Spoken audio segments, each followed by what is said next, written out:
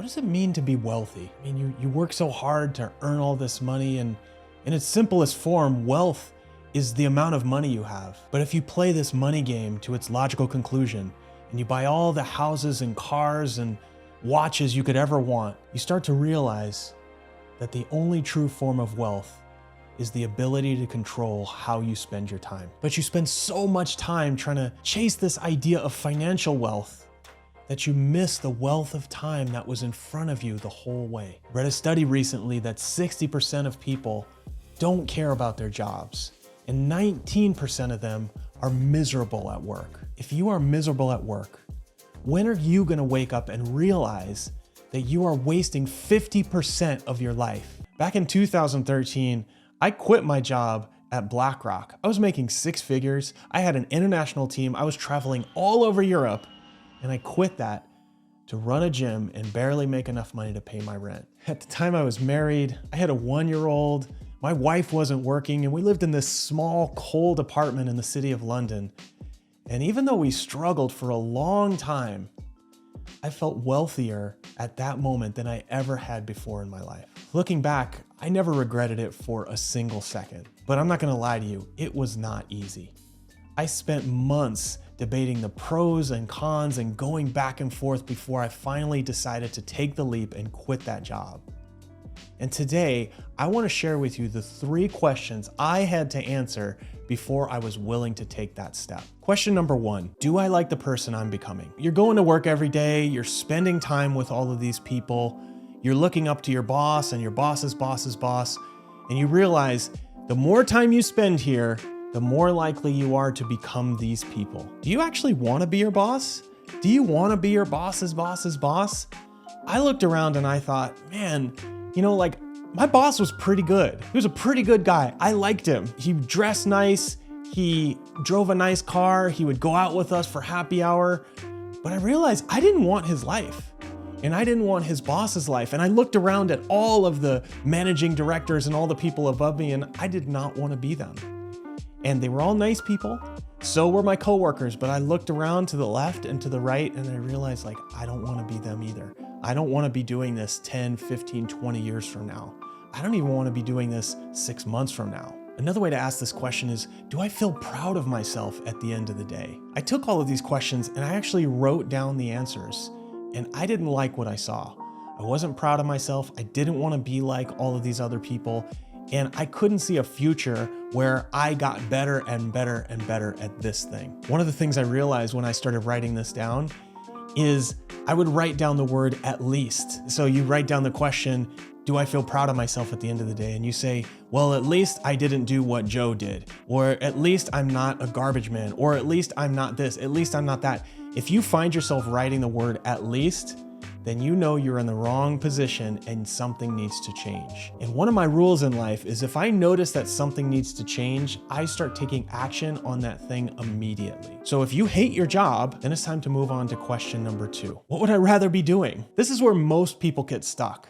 They don't have anything better to do, so they just stay where they are, and all of a sudden they look back and 10 years have gone by. But since I've started coaching people, I've helped dozens of them quit their jobs. And they always end up going through some version of this same exercise. So we're gonna go through this together. I want you to take out a sheet of paper and with 2 sides, and you're gonna write the answer to 2 questions, 1 on each side. The first question is, what do I love doing? You're gonna make a list of all the things you absolutely love doing.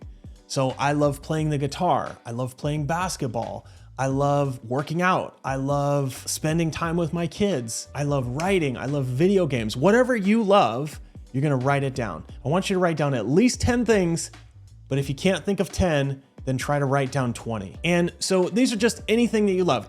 Don't judge yourself. You might love watching Netflix, you might love watching TikTok or editing videos for TikTok, whatever it is, write it all down. Okay, so you got that? Great, now flip the paper over.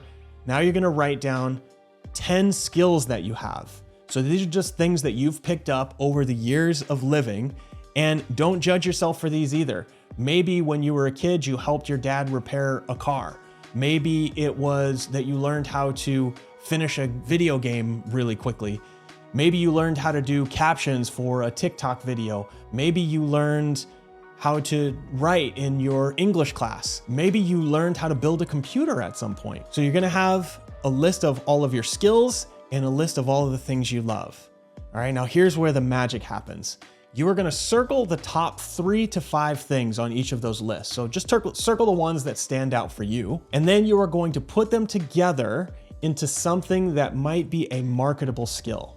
So for example, let's say that you love playing the guitar and you learned how to build a computer. Well, you're gonna put those together and you say, well, how would guitars fit with computers? Well, one thing you could do, one marketable skill, is you could build a studio setup for a band, right? Because bands use guitars and they also use computers. So a lot of them don't know how to put that stuff together. They just know how to play the guitar. Let's say you love basketball and then you also learned how to write a book report in English. You can combine your love of basketball with a book report and start writing articles summarizing the local basketball team. Let's say you love video games, but you also learned how to write captions for a social media post. Well, you could find a streamer and do TikTok videos for that streamer so that he can get a bigger audience and a bigger stream.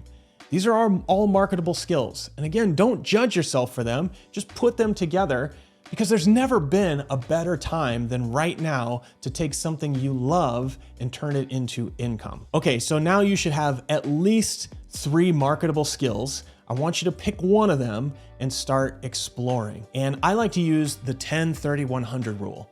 And what that is you're gonna explore this thing for 10 days. So let's say that you figured out that you love video games and you know how to do captions for TikTok. So you're gonna put those 2 things together and you're gonna start doing videos for streamers.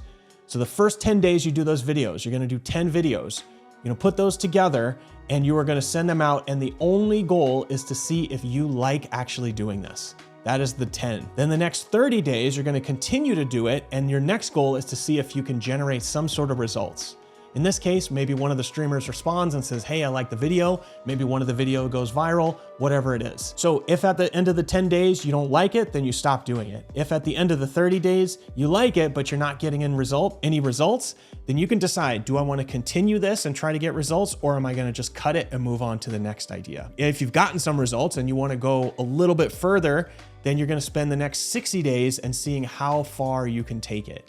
Because you might be able to get some results, but not all the results you want. And usually 100 days is enough to show you if there's true potential in that thing. Now, you might have to go through this process multiple times to find the thing that's actually gonna work for you. Don't get discouraged. It's better than working a job that you hate.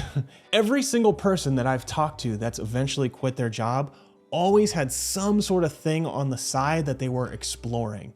And this is how I started my gym. Look, I didn't just one day wake up and just decide to start a gym. I started by coaching for somebody else on the side, just 2 or 3 hours a week. I learned that I was pretty good at it. I enjoyed it. And I said, you know what? Let me start a gym with a little bit of money. And my goal for this was to see if I could earn enough money in this gym for it to pay for itself. I wasn't trying to earn an income. I was just trying to get it to pay for itself. My version of 10 was go try this out with somebody else. My version of 30 was start this gym, see if I could earn enough money for it to pay for itself. And then once it got to the point where it started to pay for itself and maybe made like a few extra dollars here and there, I had to decide whether I wanted to go all in and quit my job and do it full time.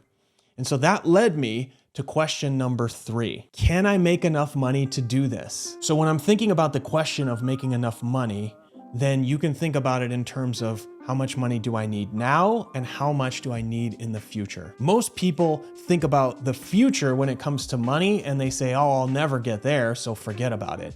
They forget about the now. You quitting your job is actually a lot closer than you think. I was earning a lot of money working for that bank, but I realized that I only needed to earn enough to pay for my bills. And that was maybe 1/5 of what I was currently making.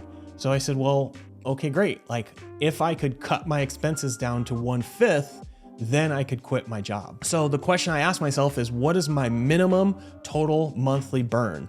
And what I mean by monthly burn is how much is your rent, your utilities, your food? What is the minimum amount of money that you need to spend every month in order to live? And if you're living in an extravagantly expensive place, then maybe you need to move to a smaller place. Your goal is to get to that minimum monthly number. And so some of the questions I would ask myself are, what do I spend money on? Is there anything I'm willing to give up? And can I maintain my current lifestyle on less money? So once I figured that out, I actually got to a specific number. At the time, I think it was $3,000 or $3,500. I had a wife and a kid. I needed to make at least that much money in order to quit my job. And once I realized that, like, my only goal was to get that business to earn enough money to pay me that $3,000. So that's how you calculate what you need right now.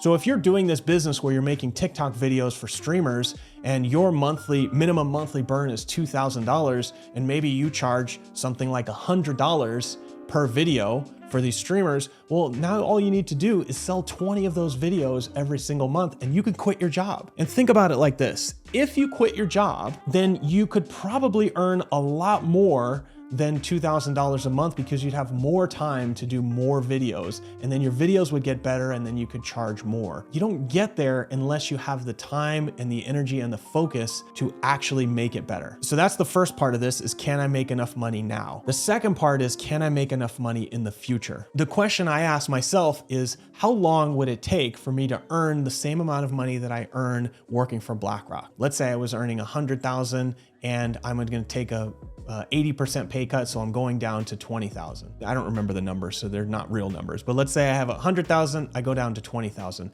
So how long would it take for me to earn 100,000? I'd start to do calculations on how many customers I would need, how many sales conversations I would need to have, how many marketing pushes I would have to have in order to get to those numbers. The next question I would ask around this is there anyone in this industry that is earning that amount of money? So if my goal was to earn $100,000, I would look around and see, is anyone doing this same thing and they're earning $100,000? Because if they are, then you could do it. The next question I ask myself is, if I did this for 3 to 5 years, is it reasonable to expect that I could earn that much money? And then the last question, if I continued to improve, what is my earning potential? Could I actually retire from this? And I started to write all of this stuff down, and I would actually pull out a spreadsheet and write down projections of what I thought might happen. Now, some of those projections came true, some of them were absolute BS, but it encouraged me to take the next step. And that's what's important. Now, this is all fine in theory, but if things are really bad at your job, it's probably also killed your confidence. If you find yourself in a rut, go check out this video over here on how to quickly get out of a rut so you can take the next steps in your career and in your life.